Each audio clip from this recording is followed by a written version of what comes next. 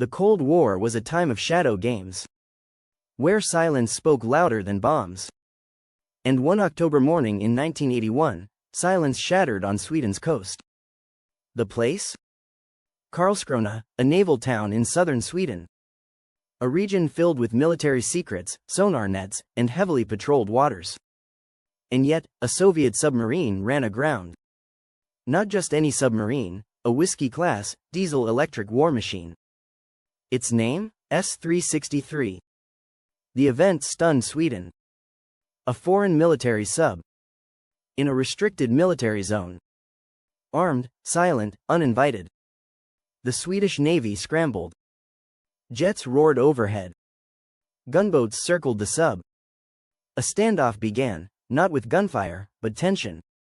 The submarine had 52 crew members on board, led by Captain Anatoly Petrovich Gushchin. His explanation? A navigational error, a compass malfunction. Sweden didn't buy it. This wasn't a few kilometers off course. It was deep inside Swedish territory, near the heart of their coastal defenses. Too close for comfort. Too far to be innocent. The sub was stranded on the rocks. The press dubbed it, "Whiskey on the Rocks." Swedish authorities rushed in. Divers inspected the hull. They discovered something disturbing: the torpedo tubes were armed. The implication? This wasn't just sightseeing. Radiation sensors were deployed. They detected abnormal readings. Could the sub have carried nuclear weapons? The Soviets denied it, but refused to let anyone on board. The situation became a diplomatic nightmare. Sweden feared an act of provocation. Or worse, espionage. Were the Soviets testing Sweden's defenses? Trying to measure reaction times? Mapping the coastline for invasion? Let's rewind. During the Cold War, Sweden was officially neutral. But the Baltic Sea was packed with secrets. Soviet submarines had been sighted before. Sometimes detected. Sometimes suspected. Never this blatant. Sweden's navy mobilized. Coastal defenses were placed on alert. Prime Minister Torbjörn Fälldin addressed the nation. Calm on the outside, alarmed within. Swedish interrogators interviewed the sub's officers. Their stories didn't match. Charts inside the sub were accurate. So how did they miss miles of forbidden coastline? Back in Moscow, officials insisted it was an accident. But international pressure mounted.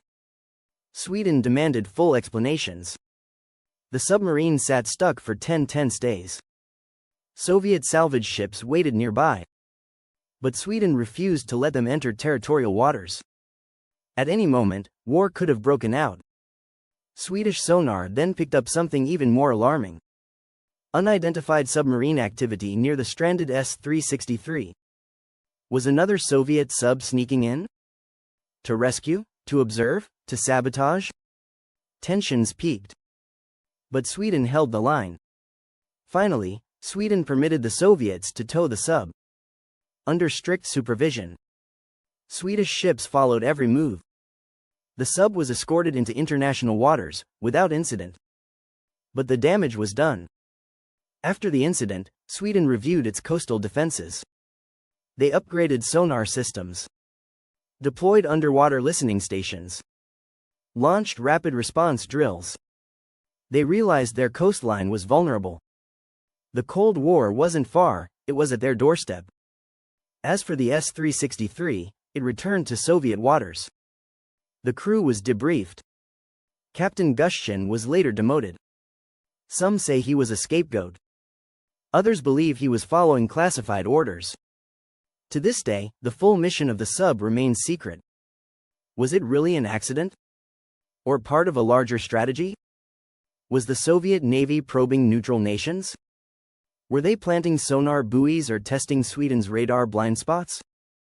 Theories still circulate. Some believe the sub was laying underwater surveillance tech. Others think it was hunting NATO communication cables. A few believe it was a full reconnaissance mission, cut short by a miscalculation. The Swedish government eventually declassified part of the incident. But some documents remain sealed. The incident altered Sweden's military policy. From neutrality to silent vigilance. They built a strong anti-submarine network and invested heavily in sonar and intelligence gathering. The Whiskey on the Rocks incident became a symbol, a reminder of how close the world came to unintended war.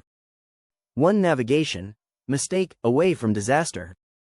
Even today, submarines operate in the shadows, unseen, unheard, until it's too late. The S-363 incident remains one of the most chilling examples of how one rogue submarine nearly triggered an international crisis. History doesn't always scream. Sometimes, it whispers beneath the waves. And sometimes, it runs aground. Bullseye. Subscribe for more Cold War mysteries, underwater secrets, and hidden global events, told without fluff or filler.